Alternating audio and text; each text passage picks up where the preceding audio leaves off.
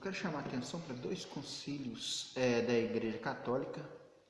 O primeiro concílio, o Concílio de Constantinopla, 381, Cânon 3. O bispo de Constantinopla tem a primazia de honra imediatamente depois do bispo de Roma, pois Constantinopla é a nova Roma. O segundo concílio que eu quero chamar a atenção é o Concílio de Calcedônia, 451, Cânon 28. Diz assim: fiéis em tudo à determinação dos santos pais apostólicos e reconhecendo os cânones dos 150 bispos mais piedosos reunidos no Concílio de Constantinopla em 381, que acabamos de ler, determinamos e decretamos idênticas prerrogativas e privilégios a favor da Santíssima Cidade de Constantinopla, a nova Roma. Os pais tinham concedido por justas razões privilégios ao trono da velha Roma, pois era cidade imperial. Pelas mesmas ponderações, os 150 bispos estenderam esses privilégios ao Santíssimo Trono da nova Roma. Os dois concílios, o primeiro que eu li de Constantinopla 381 e o segundo concílio geral de Calcedônia 451, os dois, nesses dois decretos, eles tratam da mesma coisa, tratam do quê?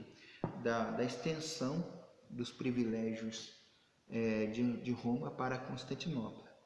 O que eu quero deixar aqui de relevante nesses dois concílios é o quê? Primeiro, o motivo declarado no Concílio de Calcedônia.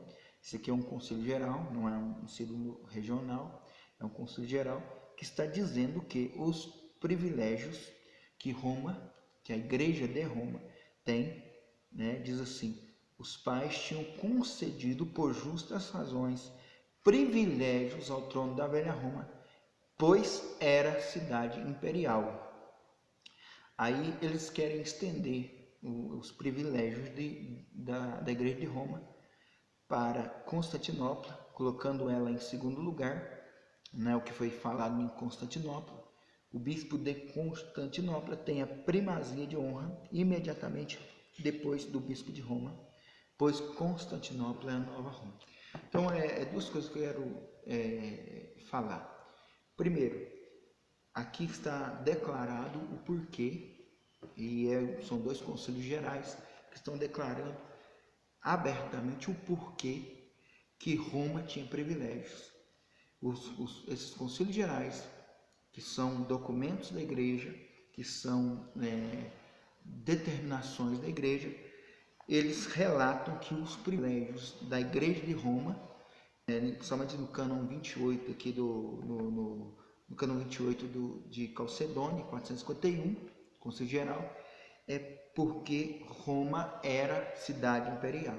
Então está bem declarado isso. Aqui não fala nada de Pedro, de sucessão apostólica. Pode, dentro do documento, você achar sobre isso. Mas nesse cânon 28, a declaração, e por isso a extensão de autoridade de Roma para Constantinopla, porque Constantinopla se torna o trono ali do Império Oriental. Então a Igreja de Constantinopla, que entende, junto com os bispos em concílio geral, eles entendem que como Roma tem privilégios por ser cidade imperial, Constantinopla também teria que ter esses privilégios. Então, você vê que a questão de Roma, de ser igreja com privilégios, é uma questão política, está declarado nesses dois concílios. A segunda coisa que eu quero falar sobre isso, aí, rapidamente, é que esses dois concílios, que foram concílios gerais, que foram decretados, eles foram rejeitados e ignorados pelo bispo Leão da época, bispo de Roma Leão da época, e pelo Ocidente. Então, a igreja que diz que não falha nos seus concílios, que é infalível nos seus concílios, quando ela se reúne como igreja para decretar alguma coisa, ela é infalível, ela faz dois concílios, e nesses dois concílios decreta algo, a extensão de poder depois de Roma para Constantinopla, e a igreja que diz que é infalível, ela ignora, né, os dois concílios. O Ocidente, né, pelo bispo de Roma, Leão, ele rejeita, e o Ocidente não aceita os dois decretos decretados em concílio geral, na reunião dos bispos, né, com todos os bispos. Foi decretado em dois concílios, em 2 séculos diferentes, decretando a mesma coisa, mas a igreja rejeitou, porque nós vemos o quê? Que a questão da igreja não é a questão de que os decretos são infalíveis. Os decretos são infalíveis a partir de que existe uma política de trás que apoia os decretos. Se existe uma aceitação, né, que apoia o decreto, seja qualquer que seja o decreto, aí a igreja aí ficou. Quando é decretado alguma coisa e existe uma política de aceitação, né, não tem nada a ver com direção de Deus ou direção do Espírito Santo. A questão é se há uma política por trás.